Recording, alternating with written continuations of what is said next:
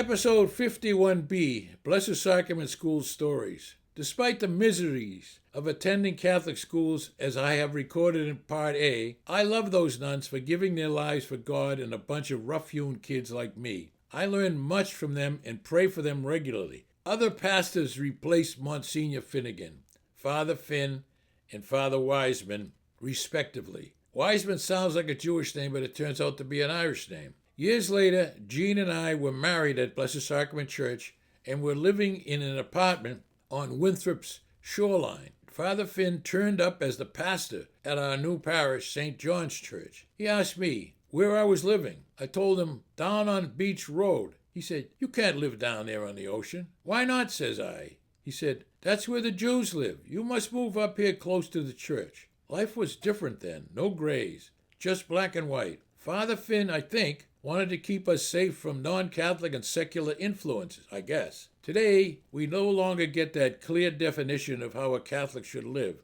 and Jean and I continue to live happily on the Hebrew Ocean shore. A curate, Father Donlin at Blessed Sacrament, taught confraternity of Christian doctrine to public high school boys like me. He took us to Boston College football games and made his classes fun. Father Cullinane, another curate, was a young, red-headed, fat, and jovial priest. Everyone liked him. Once, I got caught shoplifting a red suede belt at Raymond's on Boston's Washington Street. I was about 12, and I think it was probably the first time and the last time I ever shoplifted. The store cops caught me red belt-handed. The head dick and the other dick squeezed me into a small office and scared me shitless, threatening jail and informing my parents. After keeping me a long, frightening time, finally the head dick asked me to what parish did I belong. When I told him Blessed Sacrament, Cambridge, he asked, "Was Father Cullinane a curate there?" After being assured of that, he sent me out of the room. 10 minutes later, back in that third-degree room, he told me Father Cullinane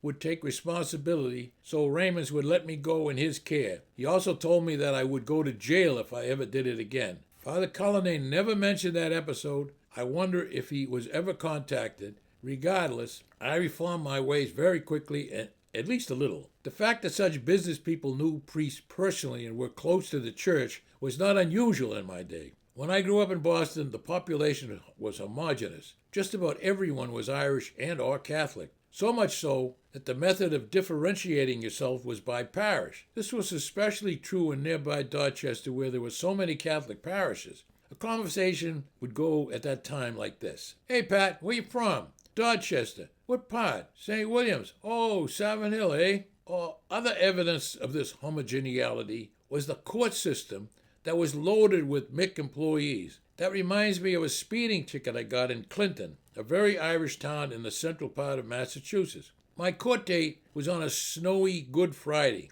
In spite of the weather, I made the court date, and lucky for me, the judge was a Mick named O'Toole. He dismissed the case with these words: "Well, it's Good Friday, and your name is Murphy, and mine's O'Toole. Happy Easter, and slow down." Those kind of benefits were prevalent in my youth before political correctness and so-called diversity metastasized in Massachusetts. The Catholic Church was very influential in the 40s and 50s. People respected the priests and the nuns.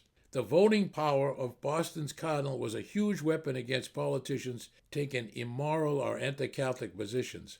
That is now gone, to everyone's misfortune. I was improved by that zeitgeist. I never had any doubts about the truth of my Catholic faith. By the time I was 14 or 15, I had done a lot of heavy thinking about life, God, and my place on earth. There were times in my late teens where intellectuals in the Boston and Cambridge milieu challenged my faith in various ways. C.S. Lewis ascribes that proselytizing for secular or no religions. Lewis's quote follows: "They think there was nothing to be obeyed and nothing to be believed except what was either comforting or exciting." I have read quite a bit, questioned and listened to many people during those days and since. I think I have lived an examined life. I have come down just about where I started, only with a stronger belief in Christ crucified. I am often a sinner, but never an apostate. History and respect also has persuaded me. I think of the religious persecution of our ancestors in Ireland. Why did they choose to be deprived, starved, and sometimes martyred? In many cases, Catholics in Ireland were given a choice to join Protestant churches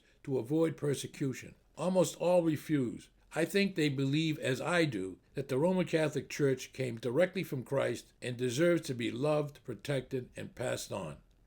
This is Rod Murphy. Thank you for viewing or listening to my podcast episodes. I really appreciate it. If you liked it, and if you so choose, I ask you to send a good review and refer a friend who might be interested in this old Boston podcast series. Again, my thanks.